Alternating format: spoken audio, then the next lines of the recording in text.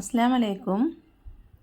എൻ്റെ യൂട്യൂബ് ഫാമിലിയിലുള്ള എല്ലാവർക്കും സുഖമാണെന്ന് വിശ്വസിക്കുന്നു. ഞാനിന്ന് വളരെ സിമ്പിളായിട്ടുള്ളൊരു ബർഗറാണ് ഉണ്ടാക്കിയിട്ടുള്ളത്. വൈകുന്നേരത്തെ ചായക്ക് എന്നുള്ള രീതിയിലാണ് ചെയ്തിട്ടുള്ളത്. അതേപോലെ നെസ്റ്റോന്ന് ഓഫറുകളിൽ കിട്ടിയപ്പോൾ ഞാൻ ഫ്രഞ്ച് ഫ്രൈസ് വാങ്ങിച്ചിട്ടുണ്ടായിരുന്നു. അതും ഇതിൻ്റെ കൂടെ പൊരിച്ചെടുക്കുന്നുണ്ട്. ഞാനൊരു 10 മിനിറ്റ് മുന്നേ ഫ്രിഡ്ജിൽ നിന്നൊന്ന് മാറ്റി വെച്ചതായിരുന്നു ഐസ് പോകാൻ വേണ്ടിയിട്ട്. പക്ഷെ എൻ്റെ അടുത്ത് ചെറിയൊരു വിട്ടിത്തരം പറ്റിയിട്ടുണ്ട്. ഞാനത് ബർഗറിൻ്റെ കൂടെ വെക്കുന്നത് വീഡിയോയിൽ എടുക്കാൻ മറന്നിട്ടുണ്ട്. പിന്നെ ബർഗർ പാറ്റിയാണ് എടുത്തിട്ടുള്ളത്. അതും ഇതുപോലെ ഓഫറിൽ കണ്ടപ്പോൾ വാങ്ങിച്ചത് തന്നെയാണ്.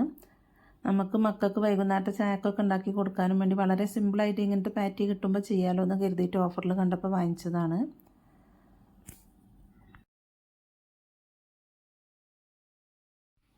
ഞാൻ 8 പീസാണ് എടുക്കുന്നത്.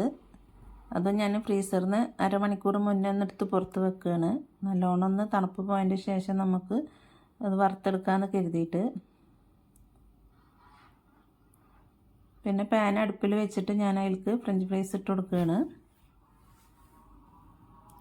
അത് നല്ലോണം ഒന്ന് മൂത്തതിൻ്റെ ശേഷം വേണം കോരിയെടുക്കാൻ. പിന്നെ ഇതിൻ്റെ കളർ ഏകദേശം എത്ര മൂപ്പിച്ചിട്ടും ഈ കളറിൽ തന്നെയാണ് വരുന്നത്.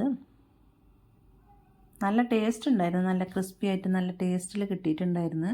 സോസിൻ്റെ കൂടെയും മയോണൈസിൻ്റെ കൂടെയൊക്കെ മുക്കി കഴിക്കാൻ നല്ല ടേസ്റ്റാണ്. മക്കൾക്ക് ഇഷ്ടമായതുകൊണ്ട് ഞാൻ അത്യാവശ്യം ക്വാണ്ടിറ്റി തന്നെ അത് പൊരിച്ചെടുത്തിട്ടുണ്ട്.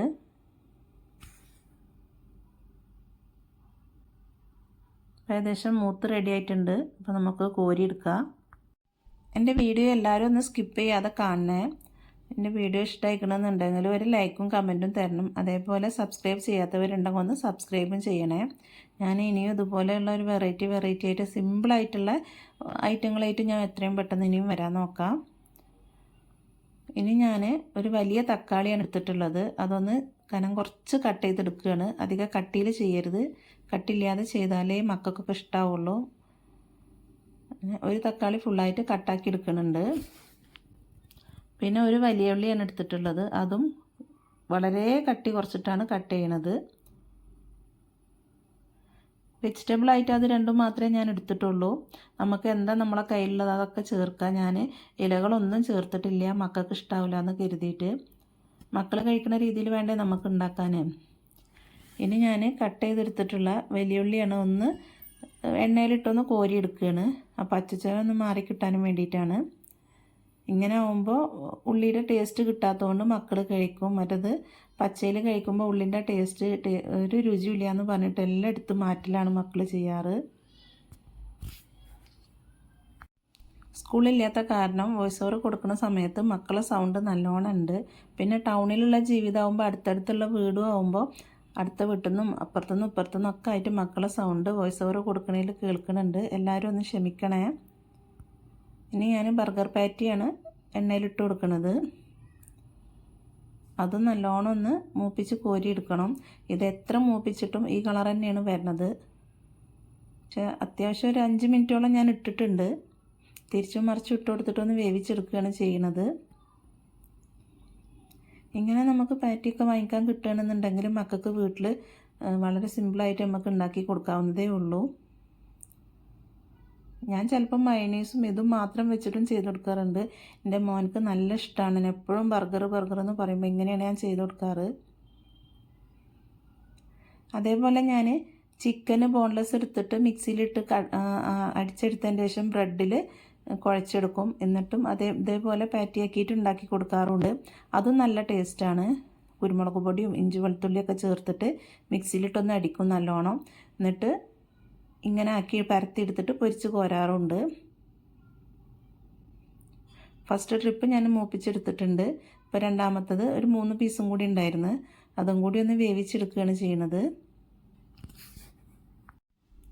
അത് വെന്ത് വരുമ്പോഴത്തേന് നമുക്ക് മയോണൈസ് റെഡിയാക്കാം. 2 കോഴിമുട്ടയാണ് എടുത്തിട്ടുള്ളത്. 2 കോഴിമുട്ട ഫുള്ളായിട്ട് എടുത്തിട്ടുണ്ട് ഞാൻ.